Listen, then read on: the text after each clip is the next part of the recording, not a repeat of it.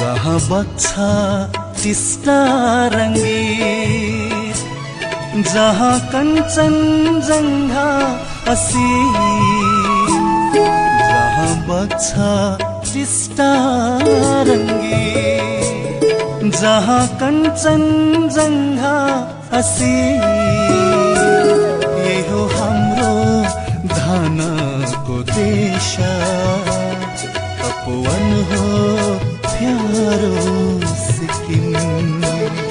जहाँ बग्छ टिस्टा रङ्गीत, जहाँ कञ्चनजङ्घा असीम, ये हो हाम्रो धानको देश, तपोवन हो प्यारो सिक्किम। सिक्किम की इन शांत वादियों के बीच आज हम आपको मिलाएंगे सरोज जी से, जिन्होंने नशे के गहरे अंधेरे को मात देकर एक नई और खुशहाल जिंदगी की शुरुआत की। आइए जानते हैं कैसे। सर नमस्कार। सर साहेब, तपाईको नाम के होला? सरोज भट्टराई। सरोज जी कहाँबाट आउनुभयो? म भरतपुर 11 चितवनदेखि। सन्त रामपालजी महाराजबाट मन्त्र दीक्षा कहिले प्राप्त गर्नुभयो? 2022 अगस्त 5 तारिक। सन्त रामपालजी महाराजबाट मन्त्र दीक्षा लिनुभन्दा पहिले के कस्ता भक्ति साधनाहरू गर्नुहुन्थ्यो? म चाहिँ विशेष गरेर दुर्गा माताको, शिवजीको पूजा साधना गर्थेँ। अनि आएर चाहिँ उहाँहरूको पूजाको लागि म मनोकामना, मौलाकालिका मन्दिर, पशुपति अनि इन्डियाको चाहिँ गोल्डन टेम्पलसम्म नि गएँ। अनि आएर चर्चमा पनि जान्थेँ म। चर्चमा पनि अब त्यहाँ नि भगवान् पाइन्छ कि भनेर चर्चमा गएँ। अनि अब सबै ठाउँमा चाहिँ अब मस्जिदहरूमा नि जान्थेँ। अनि आएर चाहिँ उहाँहरू चाहिँ अब उ गर्नुहुन्थ्यो, आफ्नो चाहिँ पूजा गर्नुहुन्थ्यो, म चाहिँ बाहिर बस्थेँ। सबै ठाउँमा चाहिँ म भगवान्को खोजी गरेँ सर।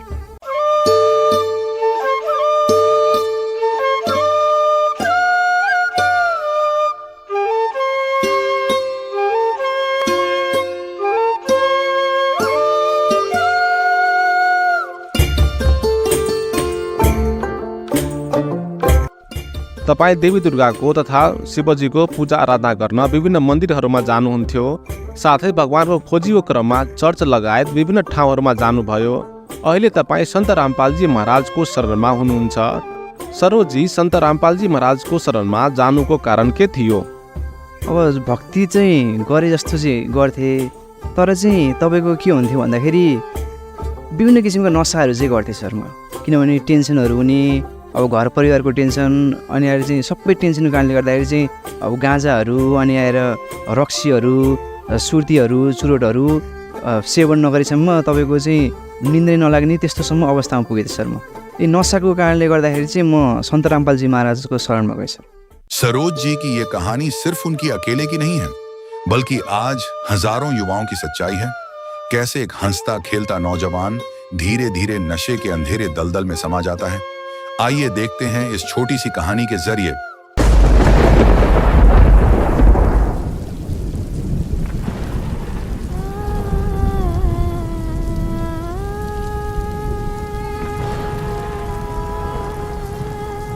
शिवा, बेटा शिवा, शिवा क्या सोच रहा है बेटा? चल खाना खा ले। माँ, पापा शराब पीना कब छोड़ेंगे? तू टेंशन क्यों लेता है बेटा, मैं हूँ ना। लगता है मुझे पढ़ाई छोड़नी पड़ेगी। क्यों, क्या हुआ? हुआ क्या माँ, स्कूल की फीस कभी टाइम पर पहुँचती नहीं। इस बात के लिए मुझे टीचर की भी सुननी पड़ती है। मेरे सारे दोस्त ऐसे देखते हैं जैसे मैं एक भिखारी हूँ। शराब हमारे पापा पीते हैं और लोग हमें बुरी नज़र से देखते हैं। हमारी कहीं कोई इज्जत नहीं है माँ। ऐसे क्यों कहता है पगले? पापा को समझाएंगे, तू चिंता मत कर। माँ, आज मैम ने बोला है 2 दिन के अंदर अगर मेरी फीस जमा नहीं हुई ना तो मैम ना क्लास में बैठने देंगी और ना एग्ज़ाम में। आप मेरी फीस जमा करवा दो ना। हाँ मेरी बच्ची, सब हो जाएगा। कल करती हूँ कहीं से पैसे का इंतजाम। माँ, आपको तो बुखार है। अरे कुछ नहीं, वो खाना बनाया था ना तो आग की तपन से शरीर गर्म हो गया है। आओ खाना खा लो।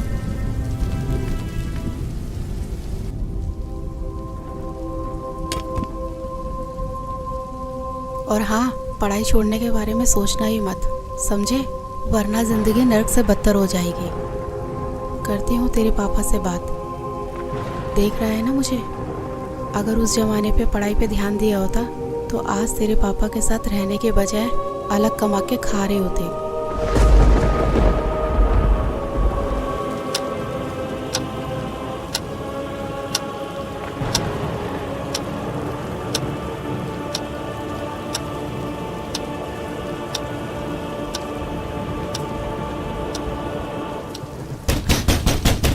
साले दरवाजा खोल। साले दरवाजा खोल। अबे कहाँ मर गई साली? खोल साले। इनका तो रोज रोज का ड्रामा हो गया। आज तो दरवाजा खोलूंगी ही नहीं। खोलने को तोड़ दूंगा इसको। खोल साले दरवाजा खोल। अबे तोड़ दूंगा इसको साली, दरवाजा खोल। कहाँ मर गई साली?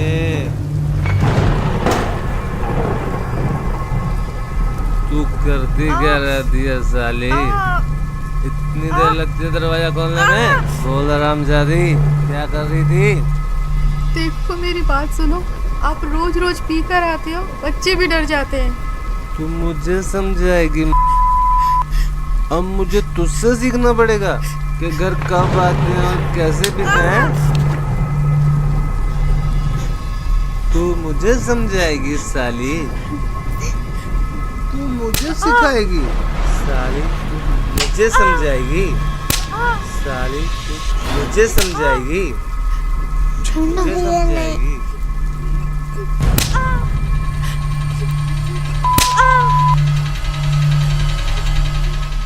मुझे समझाएगी?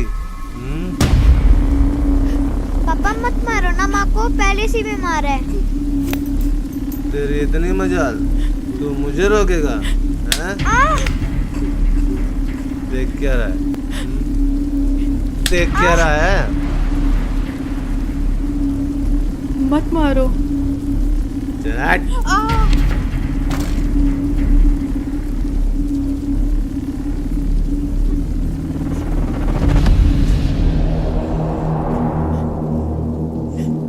मुझे मारेगा साले?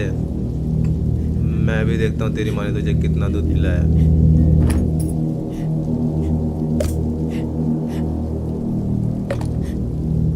आजा मार, मार साले, मार।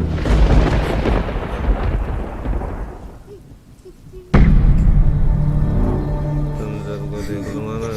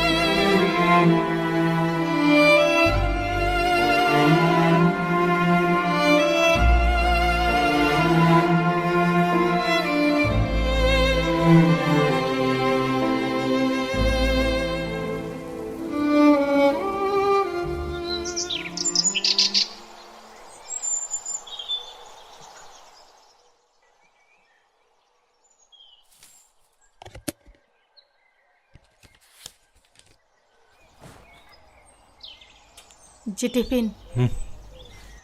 सुनो,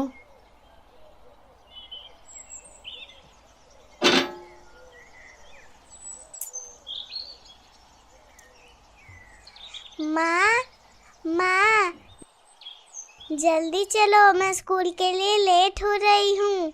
हाँ हाँ मेरी बच्ची, बस 2 मिनट, मैं अभी तैयार होके आती हूँ।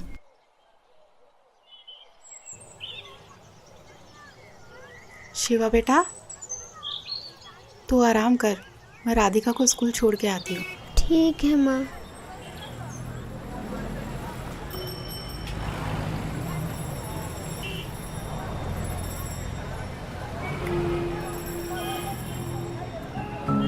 माँ, पापा कब सुधरेंगे? उन्होंने रात में भैया को बहुत मारा था ना।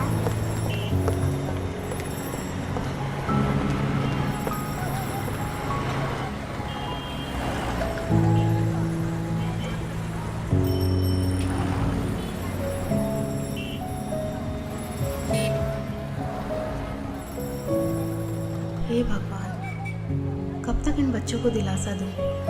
मेरे होते हुए मेरे बच्चे नर्क जैसी जिंदगी जी रहे हैं। इससे अच्छा तो हम मर जाते, वो बेहतर होता। कम से कम रोज रोज की मार पिटाई और समाज में जलील होना तो बंद होगा। नशे का ये अंधेरा वाकई डरावना है, लेकिन सरोज जी की कहानी यहाँ खत्म नहीं होती। यहीं से शुरू होता है उनके जीवन का वो चमत्कार जिसने उन्हें इस नर्क से बाहर निकाला और एक नई जिंदगी दी। आइए जानते हैं कैसे हुआ ये सब। सन्त रामपालजी महाराजको बारेमा कसरी थाहा पाउनुभयो? म चाहिँ कतारबाट एकचोटि छुट्टीमा आएको थिएँ। छुट्टीमा आउँदाखेरि मम्मीले के भन्नुहुन्थ्यो भने घरमै भगवान् आउनु भएको छ, कतै जानु पर्दैन खोज्नको लागि भनेर भन्नुहुन्थ्यो। अनि भन्दा भन्दै पनि म चाहिँ दिनकै प्रायः जसो अल्कोहल रक्सी सेवन गरेर आउँथेँ घरमा। अनि आइसकेपछि एकचोटि म सुतेथेँ, माइलो बुवाको छोरा र म सुतिरहेको थियौँ। सुतेको बेलामा चाहिँ एकचोटि चाहिँ मलाई चाहिँ प्रेतले चाहिँ तान्न आयो। तान्न आउँदाखेरि चाहिँ म खाटबाट झरेर भुइँमा खसेँ। झुल च्यातेर भुइँमा खसिसकेपछि अब मलाई चाहिँ भुत चढ्यो, यताउति भनेर चाहिँ अब हातेराउन जानु पर्यो भनेर भन्दाखेरि मम्मीले चाहिँ अनि घरमा चाहिँ भगवान् आउनुभएको छ, कतै खोज्न जानु पर्दैन भनेर भन्नुभयो। अनि भन्दाखेरि मैले पत्ताइनँ। अनि मम्मीले चाहिँ अन्नदेवको आरती लगाउनुहुन्थ्यो। दिनकै मैले रक्सी पिएर आउँदाखेरि चाहिँ अनि मलाई चाहिँ मम्मीको गुरुजीले किन दिनकै चाहिँ यसरी चाहिँ गिजाइरहनु भएको छ, मेरै बारेमा कुरा काटिरहनु भएको छ भनेर चाहिँ म चाहिँ दङ्ग पर्थेँ। अनि म एकचोटि फर्किने बेलामा अनि मम्मीले ज्ञानगङ्गा, जिउने मार्ग, गीता तिम्रो ज्ञान अमृत 3टा बुक दिएर पठाउनु भयो। अनि पठाउँदाखेरि के चाहिँ रहेछ भनेर म 3 महिनापछि चाहिँ त्यो बुक पल्टाएर हेर्न थालेँ। पल्टाएर हेर्दै जाँदाखेरि चाहिँ जति पढ्यो त्यति चाहिँ एकदम चाहिँ सुन्दै नसुनेको त्यहाँ चाहिँ एन्सरहरू चाहिँ मैले पाएँ। तपाईँको त्यहाँ चाहिँ यस्तो कुराहरू लेखेको रहेछ, जति पनि मेरो चाहिँ होल लाइफमा चाहिँ डाउटहरू थियो, सबै डाउटको चाहिँ एन्सरहरू चाहिँ खुलाएर चाहिँ त्यहाँ लेखिदिएको रहेछ। भगवान् कसरी पाइन्छ, भगवान् पाउनको लागि चाहिँ कस्तो खालको भक्ति गर्नुपर्छ, कस्तो खालको साधना गर्ने चाहिँ भगवान् पाइन्छ भनेर सम्पूर्ण कुराहरूको चाहिँ यथार्थ कुराहरू चाहिँ त्यहाँ लेखिएको रहेछ। अनि लेखिसकेपछि त्यहाँ चाहिँ कस्तो कुराहरू लेखेको रहेछ भने वेदको कुराहरू अनि श्रीमद् भगवत गीताको कुराहरू, सम्पूर्ण विश्वमा जति पनि धर्महरू छ सबै धर्महरूको बारेमा चाहिँ यथार्थ रूपमा खुलाएर लेखेको रहेछ। अनि त्यो पढिसकेपछि चाहिँ अनि मैले चाहिँ अब विभिन्न किसिमको नसा सेवन गर्दै पढ्थेँ। अनि अब कसरी चाहिँ यो चाहिँ छुटाउने भनेर चाहिँ म एउटा एकातिरबाट चाहिँ छुटाउनु नि मन लाग्थ्यो, एकातिरबाट चाहिँ त्यो किताबमा लेखेको कुराहरू देखेर झस्किने पनि गर्थेँ। म झस्किने गर्दाखेरि त्यो जिउने मार्ग पढिसकेपछि 3 महिना लगाएर 3टा किताब पढेँ। किताब पढिसकेपछि जिउने मार्ग पढिसकेपछि मेरो आँखाबाट तरर आँसु झऱ्यो। जति पनि गलत कामहरू गर्थेँ मैले, नसा सेवनहरू गर्थेँ, गाँजा भाङ जति पनि भ्याटहरू विभिन्न किसिमका चाहिँ यो नसालु पदार्थहरू सबै नसालु पदार्थहरू सेवन गर्थेँ। सन्त रामपालजी महाराजजीको अनुयायीहरूले चाहिँ उहाँ चाहिँ त्यहाँ पुस्तकमा लेखिएको रहेछ उहाँहरूको चाहिँ कथाहरू। त्यो कथा लेख्दाखेरि चाहिँ जति पनि मैले गलत काम गर्थेँ, जति पनि गलत कुराहरू म खान्थेँ, सबैको बारेमा चाहिँ त्यहाँ लेखिएको रहेछ। त्यो पढिसक्दाखेरि मेरो आँखाबाट तरर आँसु आयो। म चाहिँ एकचोटि चाहिँ भगवान् खोज्नै जानुपर्छ भनेर चाहिँ अनि म चाहिँ भगवान्को खोजीमा चाहिँ अनि आएर चाहिँ त्यहाँ चाहिँ कन्ट्याक्टहरू गरेँ। सन्त रामपालजी महाराजजीको शिष्यहरूसँग चाहिँ कन्ट्याक्ट गरेर सम्पर्क गरेर चाहिँ नाम दीक्षा लिएँ। हजुर, सन्त रामपालजी महाराजबाट मन्त्र दीक्षा लिनुभन्दा पहिले तपाईँ विभिन्न प्रकारका नशा तथा कुलतमा फस्नु भएको थियो भन्नुहुन्छ।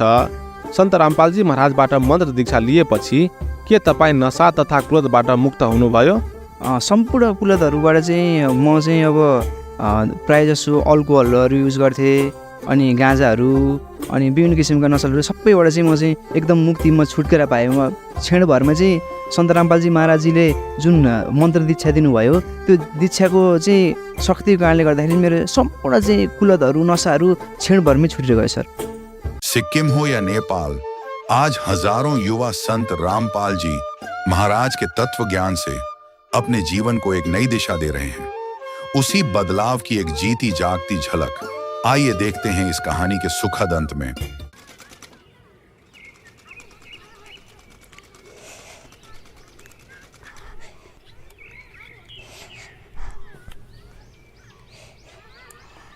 अरे मैं बोल रही थी ना कि मैं लगा देती हूँ।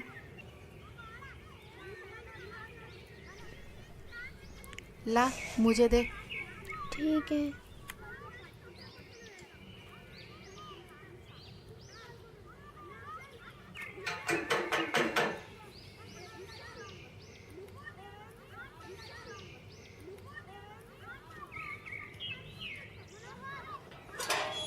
अरे नीलम दीदी, आइए आइए।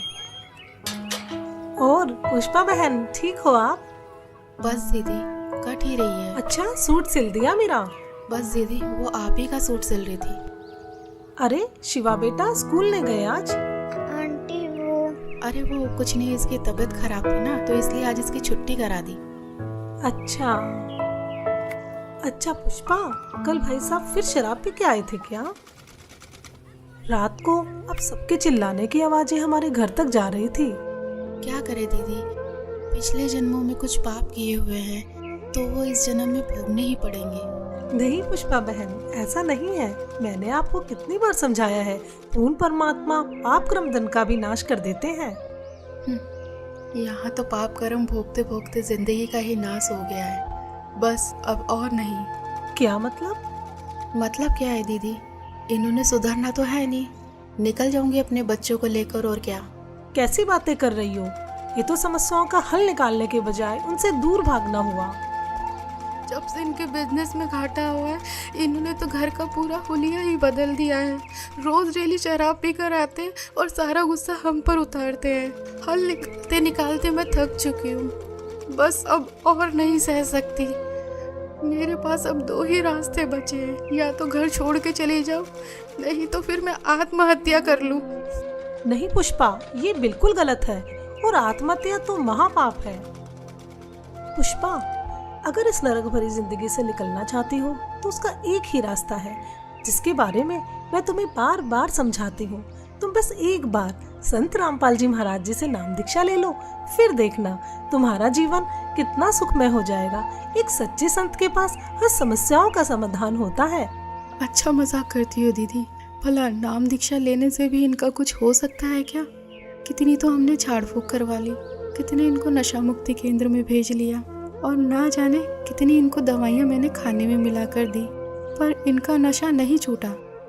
और हाँ, आप बोल रहे हो कि गुरु बनाकर भक्ति करने से सब ठीक हो जाएगा, तो आपको बता दूं कि हमने काफ़ी गुरु बनाकर भी देखे हैं, पर इनका नशा छूटने के बजाय और बढ़ गया है, तो इन गुरुओं से भी कोई फायदा नहीं है। हाँ बिल्कुल सही कह रही हो पुष्पा बहन, लेकिन मैंने कहा ना, एक सच्चे संत से ही नाम दीक्षा लो, क्योंकि एक सच्चा संत आपके सभी दुखों को दूर कर सकता है।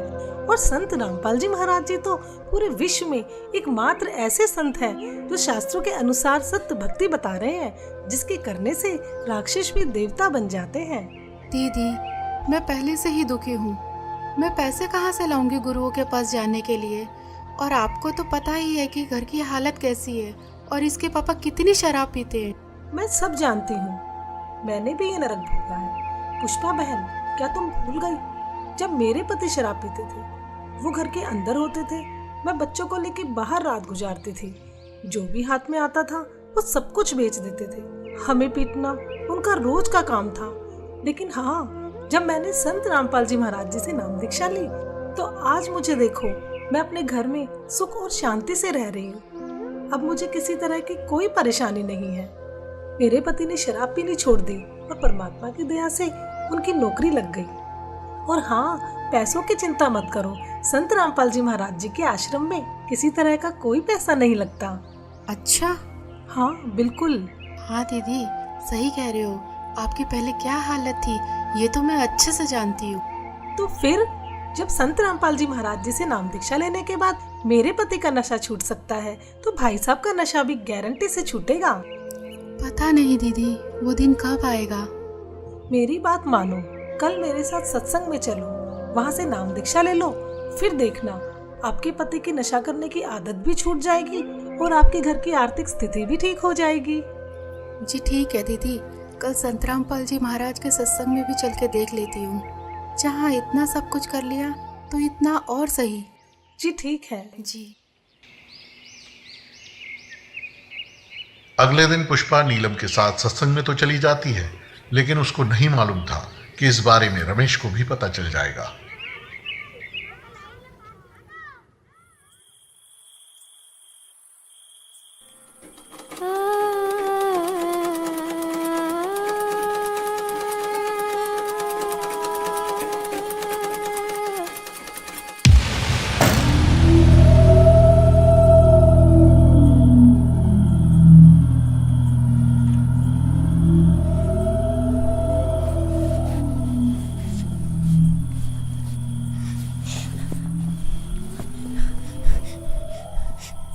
क्यों री, बहुत शौक चढ़ा दे सत्संग में जाने का?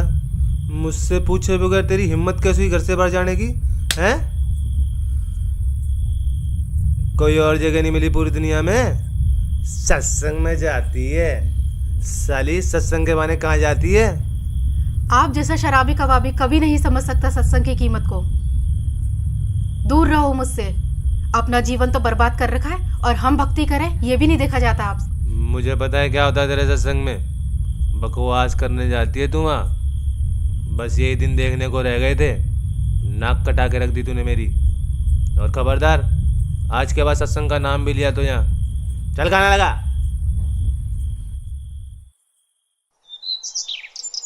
रमेश सत्संग को बहुत बुरी जगह मानता था, लेकिन कुछ दिन बाद जब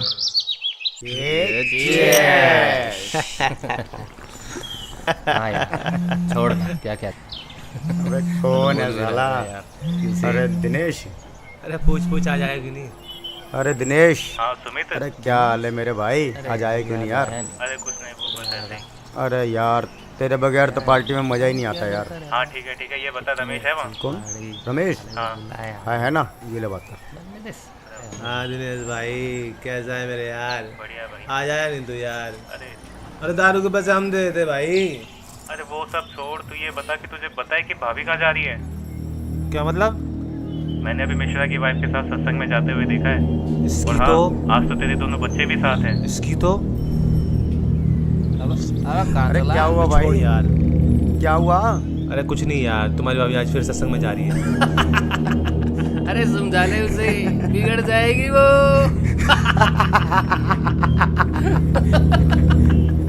हाँ भाई छोड़ यार, आकर बात करता हूँ यार।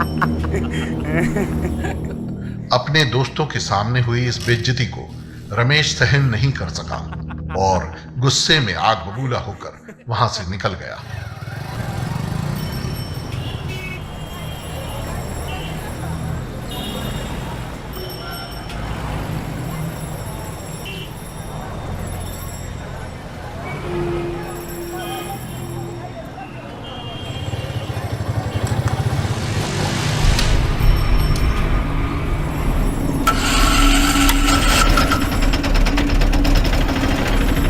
चल साली, आज तेरा सत्संग ही देखता हूँ।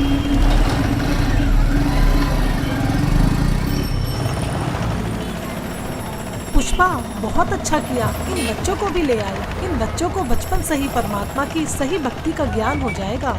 हाँ, आज छुट्टी थी ना इनकी, और इनके पापा भी सुबह सुबह कहीं अपने दोस्तों के साथ निकल गए, तो सोचा इन बच्चों को भी साथ ले चलो। बहुत अच्छा किया।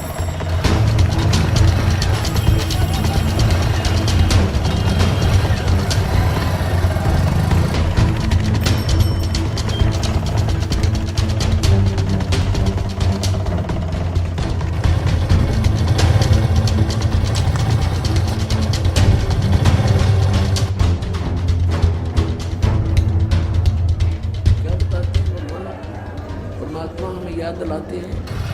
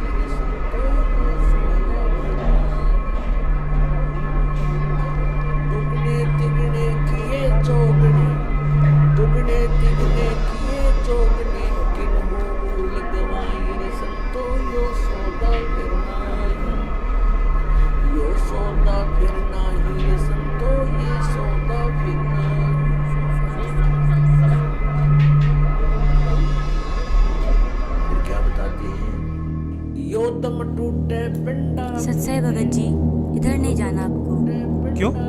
क्योंकि ये बहनों का पंडाल है, आप उधर बैठ के भाइयों वाले पंडाल में सत्संग सुन लीजिए। उस दरगाह में मार पड़ेगी, उस दरगाह में मार। आश्रम में सभी को सत्संग सुनते हुए देखकर रमेश भी उन्हीं के बीच शांति से बैठ जाता है। मदरा पीवे कड़वा पानी, 17 जन्म समान के जानी। एक बार शराब पीता है तो 17 जन्म कंटिन्यू कुत्ते की योनि में जाओगा वो, एक बार। और जिसने बोतल की बोतल खाली कर रखी है उसका तो पता नहीं 1000 जन्म हो गएगा, 2000 जन्म कुत्ते के। और कुत्ते का जन्म तो कब तेरा। अब तो अफलातून पी के घुटी ला के शराब की और टीटी पाक जाए और पत्नी रोवा खड़ी खड़ी कि ये रोटी खा लेना मरेगा। वह थाली लेकर जाएगी, रोटी खा लो, और वो मारेगा ठोकर, दूर आ जा। वो पड़ेगी सारा दूर जाके पड़ेगा भोजन। और फिर उस दुष्ट आत्मा के साथ क्या होगा, कुत्ता बन के क्या खाएगा। जब तो ठोकर मारा था थालियों के, कुत्ता बनेगा। और फिर भूख लगेगी, सारी रात भौंकेगा, गली में पड़ेगा गर्मी सर्दी में। सुबह उठते ही कहाँ जाता है कुत्ता, रसोई में। मैं कहा उसने भोजन की, ऐसे ऐसे कर कर सीधा जाएगा जैसे कोई टोकनी है कोई नहीं, कि भूख लग रही डट्टा जाना। अब वहाँ रसोई में अब कौन पढ़ दे उसको, मूर्ख को। कोई देख लेगा घर का सदस्य, पहले उसको करेगा तो पर वो कानों पर घटाड़ा करे, भूख लग रही जोर की, सीधा ही चल पड़ता है वो। फिर उठा कर लठ उसके कड़े में ठोकेगा कमर में, फिर ट्या ट्या ट्या करता जाएगा गली में। फिर कुछ देर के बाद कुछ भूल सी पड़ेगी डंडे की, फिर सोचेगा भूख तो क्यों अंदर है ही, फिर दूसरे मकान की तरफ चलेगा। वहाँ उसके भाग और दुर्भाग्य, उसने कोई टूक मिला या लठ मिला या जूत मिला। जब वहाँ भी उसकी सेवा लठ से होगी तो फिर वो प्रयत्न छोड़ देता उस दिन का। फिर वो बाहर भागता जंगल की तरफ। वहाँ क्या खाता है, टट्टी खा के आता है। अर्ध पी के शराब मारा था ठोकर। तो ये कर्म याद दिलाए जाते हैं। ये किसी डोम बाट के गीत नहीं भाई, भगवान की बताई हुई गाथा। और जिन महापुरुषों ने इसका लाभ उठाया वो आपके प्रत्यक्ष कर दिया, और दास ने इसका अनुभव हुआ, और आप भी पार हो गए। इस ज्ञान को जितना फैलाओगे आपको उतना ही पुण्य मिलेगा, ये सत्कर मान लेना। सभी आपके भाई बहन हैं, भटक रहे हैं, प्यार से समझाना, क्योंकि प्यार से मानेंगे एक बार तो सबको रिएक्शन होगा ही होगा, क्योंकि काल बैठा है। ये बानी सुना दो, उनको कोई चिप दे दो, वो सुनते रहेंगे, काल भाग जाएगा, फिर वो अपने आप यहाँ आएंगे। आपके भाई बहन विश्व के प्राणी सब एक परमात्मा के बच्चे, ये ध्यान रखना।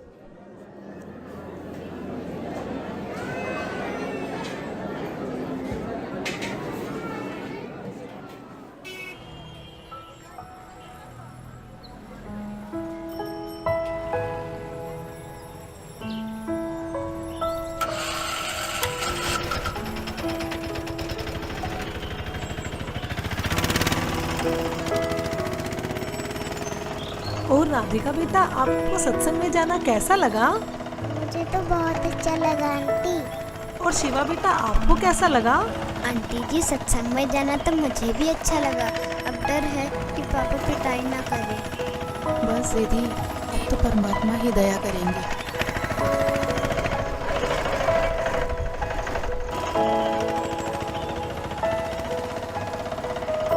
अच्छा पुष्पा, चिंता मत करना। सत साहेब जी। अच्छा बच्चों, सत साहेब।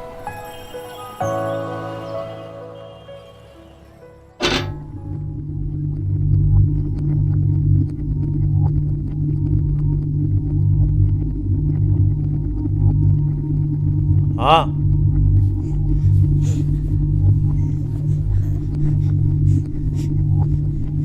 कहाँ गए थे तुम? जी वो यहीं बस वो चुप कर। कहाँ लगा? पता नहीं कहाँ घूमती रहती है। जी ठीक है, लगाती हूँ।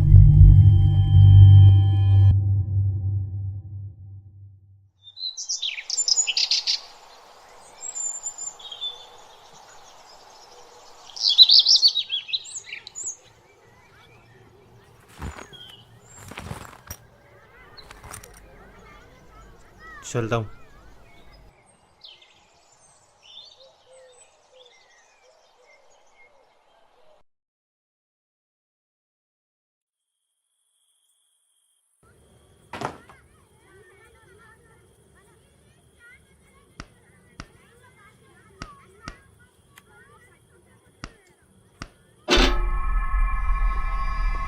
माँ,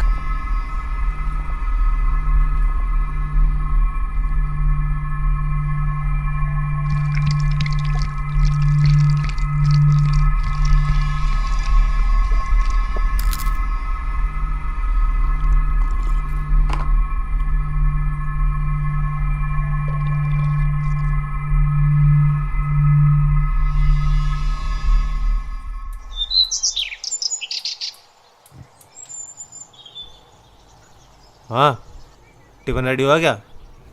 जी हाँ। क्या देख रही है? जी कुछ नहीं।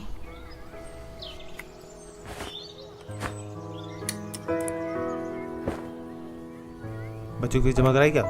जी नहीं, वो अभी नहीं। ये ले पैसे, बच्चों की फीस जमा करा दियो।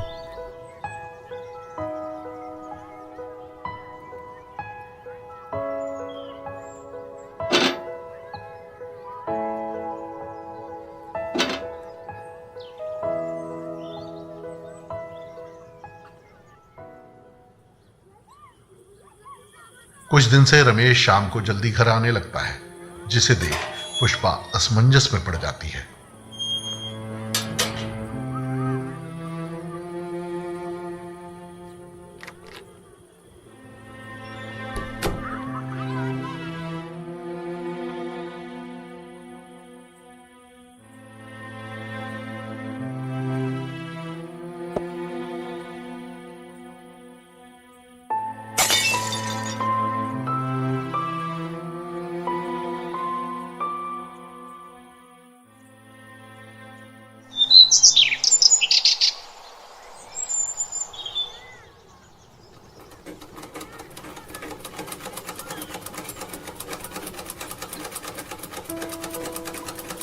माँ, पापा आजकल दारू घर पर लाकर क्यों पीने लगे? पहले तो बाहर से पीकर आते थे। अरे सही तो है, पहले बाहर से पी के आते थे तो कभी किसी के साथ लड़ाई झगड़ा कराते, कभी किसी के साथ। अब ये तो है कि घर पर ही लाकर पीते हैं और बाहर वालों की भी नहीं सुननी पड़ेगी हमें। हाँ माँ, आजकल उनके स्वभाव में भी बहुत बदलाव आ गया है।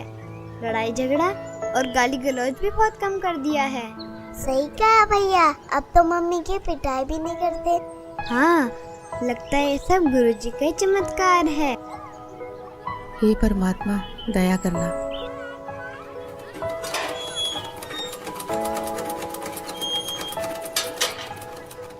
अरे नीलम दीदी, आइए आइए। और पुष्पा, कैसी हो? बस दीदी, मालिक की दया है। अच्छा पुष्पा, मैं ये बताने आई थी, कल सत्संग है आश्रम में, क्या आप चलोगे? नहीं दीदी, कल तो इनके पापा की छुट्टी है तो नहीं हो पाएगा। कोई नहीं। हाँ, अगर पिछली बार की तरह इनका बाहर जाना हुआ तो चल पड़ेंगे। जी मालिक ही दया करेंगे। अच्छा बहन, चलती हूँ। सत साहिब। सत साहिब।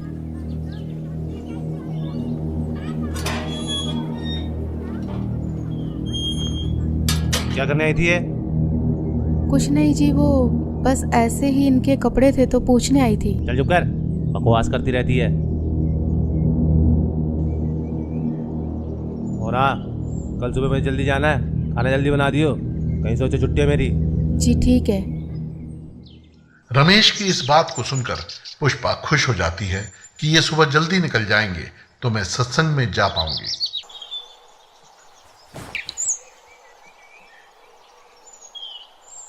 अच्छा ठीक है, मैं जा रहा हूँ। ठीक है जी।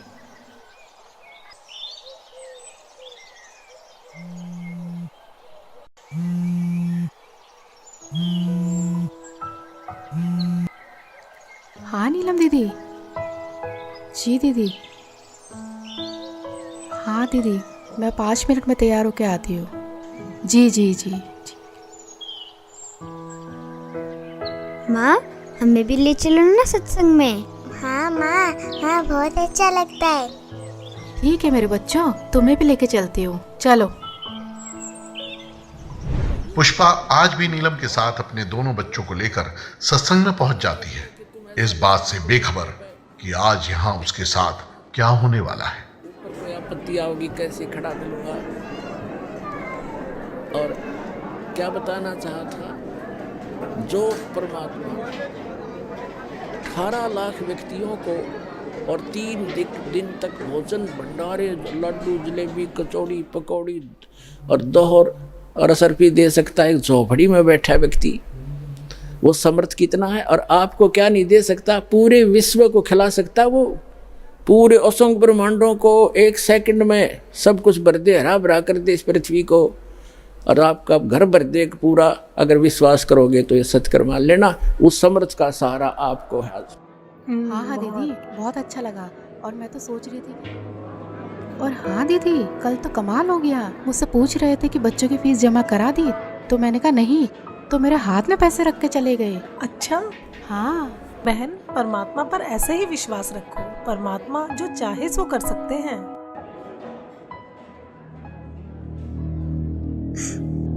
पापा, पापा, माँ। हाँ बेटा। पापा। अरे पुष्पा जाओ। नहीं दीदी, मैं नहीं जा रही। जाओ जाओ। ठीक है, जाती हूँ।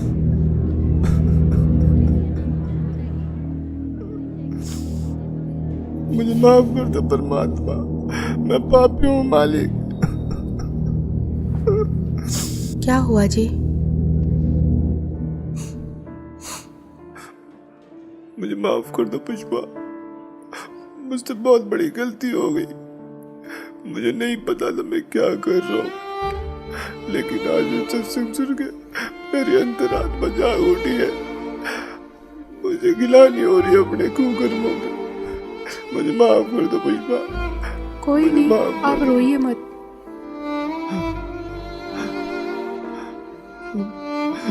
शिवा बेटा, मुझे माफ कर दे बेटा।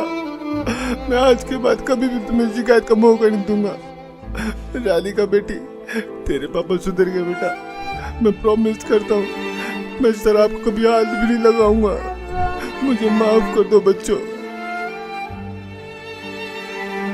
नीलम बहन जी, आपका बहुत बहुत शुक्रिया जो आपने मेरे पूरे परिवार को यहाँ का रास्ता दिखाया। कोई बात नहीं रमेश भैया, लेकिन एक बात बताओ, आपको ये ज्ञान कैसे समझ आया? पिछली बार जब आप पुष्पा और दोनों बच्चों को यहाँ पर लेकर आए थे ना, तब मैं यहाँ आया था। उस दिन मैं आप लोगों के पीछे पीछे यहाँ तक आया था, ये सोच के कि यहाँ कुछ गलत काम होते होंगे तो इन लोगों को रंगे हाथ पकड़ूंगा। लेकिन मैं गलत था, क्योंकि सत्संग में जो बातें बताई गई उसे सुनकर तो मेरा दिमाग ही घूम गया, जिसके बाद मैं किसी को बगैर बताए यहाँ से निकल गया और आश्रम से जीने की राह पुस्तक भी ले गया।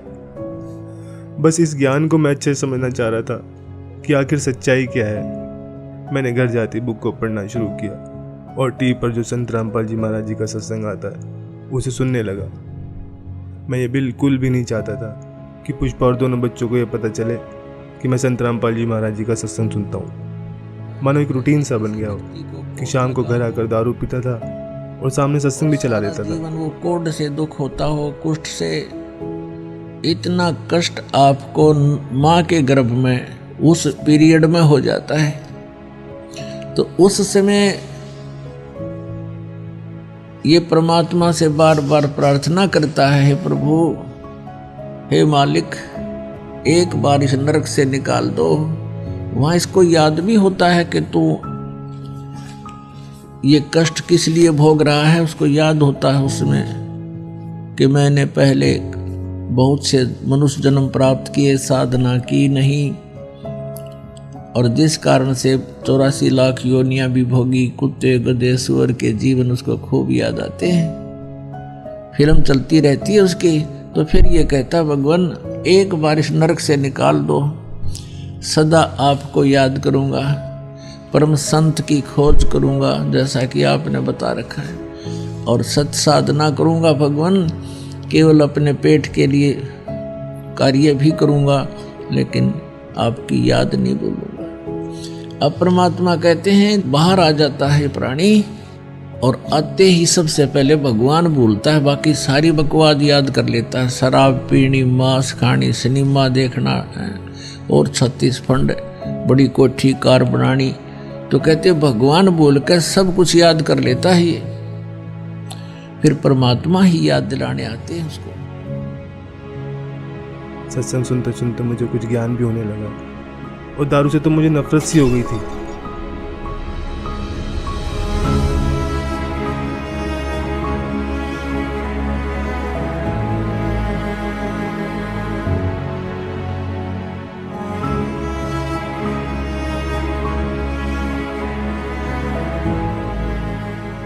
और फिर कल जब आप घर पर आए, पुष्पा से सत्संग में चलने के लिए पूछ रहे थे ना, तब मैंने आप दोनों की सारी बातें सुन ली थी।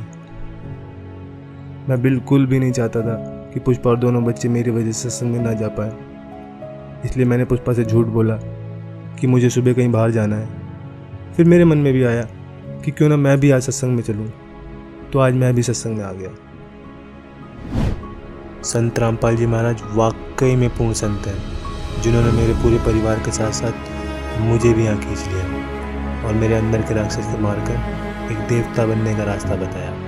सुबह का भूला यदि शाम को घर आ जाए तो उसे भूला नहीं कहते। और अब आप संत रामपाल जी महाराज जी का ज्ञान समझ गए हो, तो इससे बड़ी खुशी की बात और क्या होगी। जी, अब मुझे भी नाम दीक्षा दिला दीजिए, जिससे मेरे पाप कर्म कुछ हल्के हो सके। हाँ हाँ, क्यों नहीं भाई साहब, आइए। जी हाँ बच्चों, आओ। आज रमेश भी संत रामपाल जी महाराज जी से जुड़ जाता है, और अगले ही दिन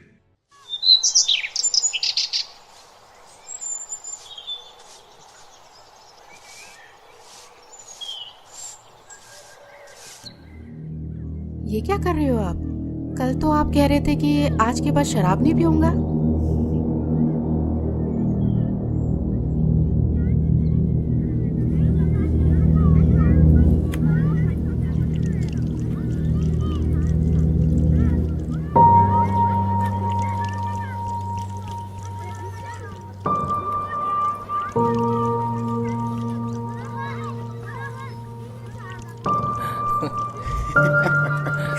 कल तो पुलिस वालों ने बहुत मारा यार। अबे देख देख। अबे रमेश, ये क्या कर रहा है यार तू? पागल हो गया क्या? क्यों? अबे इतनी महंगी दारू तू नाली में गिरा रहा है। भाई मैं पागल हुआ नहीं हूँ, पागल था, लेकिन अब मैंने संत रामपाल जी महाराज जी से नाम उपदेश ले लिया है, और मुझे अब ये ज्ञान भी हो गया है कि इसे पीने के बाद कितना पाप लगता है। सोचो एक आकर बिल्ली आज को चली। हाँ यही समझ लो। अबे तो गिराने से क्या फायदा, हमें दे दे। भाई जब मुझे ज्ञान नहीं था ना, तब तक मैंने तुम्हें खूब पिलाई, लेकिन अब मुझे ये भी पता चल गया है कि ये चीज़ मैं किसी को पीने के लिए भी दूंगा ना, तो भी मैं पाप का भागी बनूंगा। तो ये जहर मैं अब किसी को भी नहीं दे सकता। चल यार, ये तो बाबा बन गया है। यही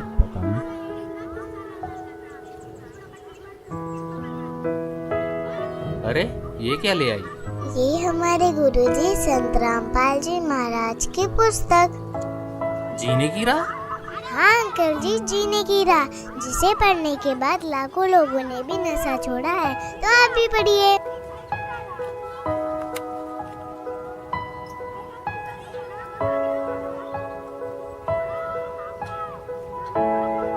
हाँ राधिका बेटा, आपने बोला है तो हम जरूर पढ़ेंगे। अच्छा तो बोलो फिर। बंदी छोड़ सतगुरु रामपाल जी महाराज की जय हो।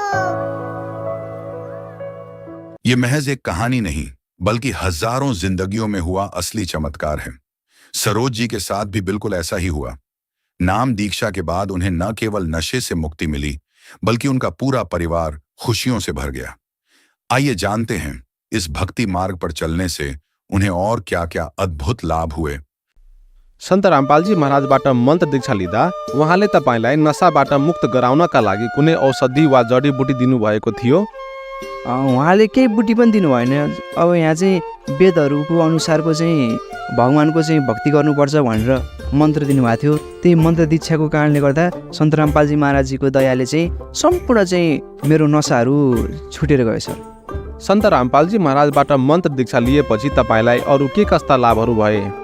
सन्त रामपालजी महाराजजीको सत्सङ्ग सुन्नको लागि कतारको सन्नैयामा गएको थिएँ। सन्नैयाबाट फर्केर आउने बेलामा रातिको लगभग 9 बजिसकेको थियो।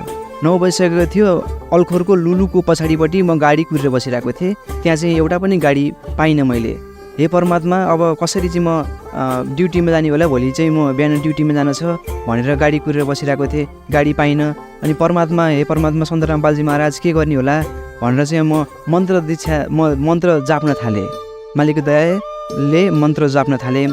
मन्त्र जाप्दै जाँदाखेरि चाहिँ त्यही सँगै काम गर्ने चाहिँ साथीहरू चाहिँ त्यो लुलुकोबाट चाहिँ निस्किनु भयो। निस्किसकेपछि चाहिँ हे परमात्मा तपाईँले दया गर्नुभयो भनेर चाहिँ भनिसकेपछि अनि गाडीमा चाहिँ अब उहाँले भन्नुभयो, मैले सोधेँ सिट छ कि छैन गाडीमा भनेर सोधेँ। उहाँहरूले भन्नुभयो सिट चाहिँ छैन होला, हामी चाहिँ सबै बराबर आएको भनेर भन्नुभयो, तर पनि एकछिन कुर्नु भनेर भन्नुभयो। अनि कुरेर बस्दाखेरि चाहिँ एकजना चाहिँ अर्कै गाडीमा जानुभयो भनेर भन्नुभयो। भनिसकेपछि हे परमात्मा तपाईँले मलाई दया गर्नुभयो भनेर चाहिँ अनि सन्त रामपालजी महाराजजीको दयाले त्यो गाडीमा म चाहिँ रसलाफानभित्र आफ्नो चाहिँ काम गर्ने ठाउँमा गएँ सर। एकचोटि चाहिँ अब नाम दीक्षा लिनुभन्दा पहिल्यै अल्कोहल युज गरेर अब केही मान्छेहरूले चाहिँ मलाई थुनेर कोठामा राखेको थिएँ। अब चाहिँ बढी चाहिँ हल्ला गऱ्यो भनेर, अनि हल्ला गरेर भनेर राख्दाखेरि चाहिँ म चाहिँ माथिबाट, घरको माथिबाट म झ्यालबाट हाम फालेर भाग्न खोज्दाखेरि मेरो खुट्टा चाहिँ सुन्नियो। मान्छेहरूले के सोचेको थियो भन्दाखेरि अब उसको चाहिँ कि टाउको फुट्यो कि चाहिँ दुईवटा खुट्टा भाँचियो भनेर सोचेको थियो। मम्मीले चाहिँ सन्त रामपालजी महाराजजीको भक्ति गर्नुहुन्थ्यो। त्यही भक्तिको शक्तिको कारणले गर्दाखेरि चाहिँ मलाई चाहिँ केही पनि भएन। सानो एउटा चाहिँ खुट्टामा चाहिँ सुन्नियो मात्रै। त्यसपछि चाहिँ 1-2 दिनपछि आफै ठिक भएर गएछ। अनि अघिल्लो दिनमा चाहिँ सत्सङ्गमा सन्त रामपालजी महाराजजीको सत्सङ्गमा जाने बेलामा एकजना भजीले के भन्नुभएको थियो भने तपाईँ चाहिँ कामसाम केही गर्नु हुँदैन, त्यत्तिकै चाहिँ पुस्तक सेवा गरेर हिँडिरहनु भएको छ, कसरी तपाईँलाई खाना लाउन पुग्छ, कसरी पुग्छ, तपाईँलाई परिवार कसरी पाल्नुहुन्छ भनेर उहाँले भन्नुभएको थियो। त्यसैको चाहिँ भोलिपल्ट देवघाटमा पुस्तक सेवा भएको थियो। त्यही भएको बेलामा चाहिँ अनि मैले उहाँलाई के भने उक्त बेलामा सन्त रामपालजी महाराजले सबै चाहिँ दया गर्नुहुन्छ, सन्त रामपालजी महाराजको शरणमा छु, मलाई केही पनि हुँदैन भनेर भनिसकेपछि देवघाटमा पुस्तक सेवा गर्ने बेलामा अनि मलाई अचानक म्यासेज आयो। 14,065 र 1000को चाहिँ म्यासेज आयो। अनि मैले चाहिँ भने हे परमात्मा तपाईँले पनि दया गर्नुभयो हे सन्त रामपालजी महाराज भनेर चाहिँ अनि मैले भने। अनि मम्मीहरूलाई सोधेँ तपाईँहरूले चाहिँ हालिदिनु भएको थियो र भनेर भनेको। उहाँहरूले चाहिँ मैले हाल्छैन भनेर भन्नुभयो। त्यसरी चाहिँ एकदम चाहिँ कसैलाई नभएको लाभ चाहिँ सन्त रामपालजी महाराजजीको दयाले भएको छ मलाई। अनि आएर चाहिँ मलाई पहिला हर्ष हुन्थ्यो, दाँतबाट चाहिँ रगत बग्ने, अनि दाँत मान्जलाई चाहिँ गिजाहरू सुन्निने, विभिन्न किसिमका चाहिँ समस्याहरू थियो। तर सन्त रामपालजी महाराजजीको नाम दीक्षा लिइसकेपछि सबै चाहिँ यो अहिले चाहिँ जे पनि खान सक्छु मैले, केही पनि चाहिँ रगत नाम भनेको केही पनि आएको छैन, कुनै पनि औषधिहरू केही पनि खानु पर्दैन। सन्त रामपालजी महाराजजीको मन्त्र दीक्षा लिइसकेपछि सन्त रामपालजी महाराजजीको दयाले सबै अहिले चाहिँ ठिक भएको छ। अनि मेरो अर्को लाभ चाहिँ सन्त रामपालजी महाराजजीले चाहिँ एक दिन चाहिँ म सुतेको थिएँ, रातिको लगभग 11 बजेको थियो। 11 बजेको बेलामा सन्त रामपालजी महाराजजी आउनुभयो। सन्त रामपालजी महाराजजी आइसकेपछि उहाँले भन्नुभयो बेटा उठो भनेर भन्नुभयो। अनि भनिसकेपछि म को आएछ भनेर हेरेँ, अनि फेरि बेटा उठो भनेर भन्नुभयो। यसो हेर्दाखेरि सन्त रामपालजी महाराजजी चाहिँ आउनु भएको रहेछ, सेतो लुगा लगाएर आउनु भएको थियो। अनि आइसकेपछि उहाँले भन्नुभयो बेटा दण्डवत प्रणाम गरो भनेर भन्नुभयो। अनि मैले भने गुरुजी आपको देने के लिए मेरे पास कुछ भी नहीं है, मैं कैसे आपको दण्डवत प्रणाम कर सकता हूँ भनेर भनिसकेपछि गुरुजीले भन्नुभयो सन्त रामपालजी महाराजजीले बेटा मेरे को कुछ नहीं चाहिए, बस खाली दण्डवत प्रणाम गरो भनेर भन्दाखेरि अनि दण्डवत प्रणाम गरिसकेपछि उहाँले मेरो शिरमा हात राखिदिनु भयो। हात राखिदिएर के भन्नुभयो भने बेटा अच्छा से भक्ति कर रहे हो, ऐसे भक्ति करते जाओ भन्दाखेरि अनि आएर चाहिँ हातमा मेरो शिरमा हात राखिदिइसकेपछि शरीर यस्तो पसिना आयो, शरीरबाट पसिना आइसकेपछि जुन करोडौँ प्रकाशहरू थियो मेरो शरीरमा चाहिँ त्यस्तो प्रकाशहरू चाहिँ गए जस्तो चाहिँ भयो सन्त रामपालजी महाराजजीको हातबाट। अनि त्यस्तो गइसकेपछि चाहिँ मेरो शरीरबाट चिटिटिट पसिना आउन थाल्यो। पसिना आइसकेपछि मेरो शरीर चाहिँ कपास जस्तो हुन थाल्यो, हलुका हुन थाल्यो। हलुका भइसकेपछि म अनि सुतिसकेपछि अनि बिहान मैले सपना देखेछु क्या जस्तो लाग्यो। अनि मेरो छेउको खाटमा चाहिँ नारायण खड्का भन्ने सुत्नुहुन्थ्यो सुनसरीको। अनि उहाँले भन्नुभयो भाइ तिमी राति किन उठेर भैँमा सर्लक्क सुतेर चाहिँ फेरि अनि उठेर फेरि सुत्यौ, किन सुतेको भनेर भन्नुभयो। अनि मैले भने मेरो सन्त रामपालजी महाराज गुरुजी आउनु भएको थियो, उहाँलाई मैले चाहिँ दण्डवत प्रणाम गरेर सुतेको, अनि त्यही भएर चाहिँ तपाईँले देख्नु होला दाइ भनेर भनिसकेपछि उहाँले चाहिँ मलाई चाहिँ आशीर्वाद दिएर जानुभएको छ भनेर भने। अनि आएर चाहिँ त्यसपछि म चाहिँ सपना देखेँ जस्तो लाग्थ्यो, तर चाहिँ उहाँले भनिसकेपछि यो कुरा चाहिँ साँच्चैको रहेछ भनेर चाहिँ मैले थाहा पाएँ सर। अनि मम्मीलाई चाहिँ पायल्स थियो, अनि शरीरभित्र ट्युमर भएको थियो। अनि यो नारायणी सामुदायिक भरतपुरको नारायणी सामुदायिक हस्पिटलमा त्यहाँ भर्ना हुनुभयो।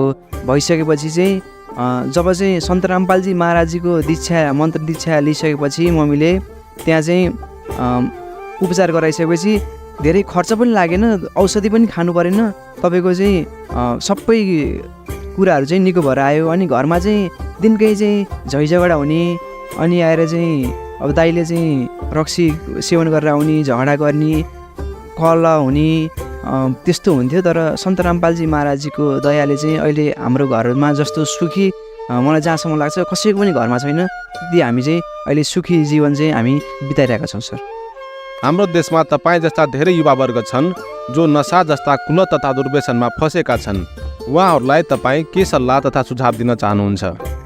म जस्तै कुलतमा दलदलमा फँसेको युवाहरूलाई चाहिँ म के भन्न चाहन्छु भन्दाखेरि सन्त रामपालजी महाराजद्वारा लेखिएको जिउने मार्ग छ, र चाहिँ अहिलेको चाहिँ त्यो पुस्तक पढ्नु होला। र अहिलेको चाहिँ युवाहरूले चाहिँ अब तपाईँको चाहिँ विभिन्न किसिमको चाहिँ यो यङ जेनेरेसनमा अनि टिनेजमा आफ्नो चाहिँ गाँजाहरू सेवन गरेर अनि आएर चाहिँ विभिन्न किसिमका चाहिँ रक्सीहरू सेवन गरेर विभिन्न किसिमका सेवनहरू गर्दै आउनु भएको छ। उहाँहरूले चाहिँ व्यर्थमा आफ्नो जीवन चाहिँ खेर गइरहेको छ। त्यसै र के अब हाम्रो मनुष्य जीवनको चोला चाहिँ यति अनमोल छ, करोडौँ अरबौँ खरौँ वर्षपछि एकचोटि मात्रै आउँछ। त्यही पनि चाहिँ घरमा झैझगडा गरेर कुलत गरेर आफ्नो जीवन चाहिँ व्यर्थ खेर गइरहेको छ। र एउटा चाहिँ सन्त रामपालजी महाराजजीले यस्तो भक्ति दिनुभएको छ जुन भक्तिबाट चाहिँ कुलत पनि छुट्छ र मोक्ष पनि प्राप्त हुन्छ। र अहिलेको युवाहरूलाई चाहिँ म यो दुई हात जोडेर चाहिँ यही विनम्र अनुरोध मात्रै गर्न चाहन्छु, सन्त रामपालजी महाराजजीको लेखिएको जिउने मार्ग पुस्तक अवश्य पढ्नु होला। र चाहिँ यो नसाहरू सबै आफै छुट्छ र सद्भक्तिमा लाग्नु होला भन्न म चाहन्छु। सन्त रामपालजी महाराजबाट मन्त्र दीक्षा कसरी प्राप्त गर्न सकिन्छ? सोसियल मिडियाको विभिन्न प्लेटफर्महरूमा फेसबुक भयो, युट्युब भयो, त्यहाँ चाहिँ सन्त रामपालजी महाराजजीको सत्सङ्ग चल्ने गर्छ। र सत्सङ्गको तलपट्टि त्यहाँ नामदान केन्द्रहरूको नम्बर हुन्छ। र गुगलमा गएर जगद्गुरु सन्त रामपालजी महाराज .org मार्फत पनि हजुरहरूले त्यहाँ विभिन्न किसिमका मन्त्र दीक्षा नामदान केन्द्रहरूको त्यहाँ नम्बरहरू राखिएको हुन्छ। उक्त नम्बरबाट हजुरहरूले सन्त रामपालजी महाराजजीको निःशुल्क नाम दीक्षा लिन सक्नुहुन्छ। धन्यवाद। सच साहेब। नशा परिवार को उजाड़ता है, लेकिन सही भक्ति और ज्ञान घरों को फिर से बसाता है। सरोज जी की तरह आप भी अपने जीवन और परिवार में खुशहाली ला सकते हैं। आज ही संत रामपाल जी महाराज के अनमोल ज्ञान से जुड़े और अपने परिवार को खुशहाल बनाएं।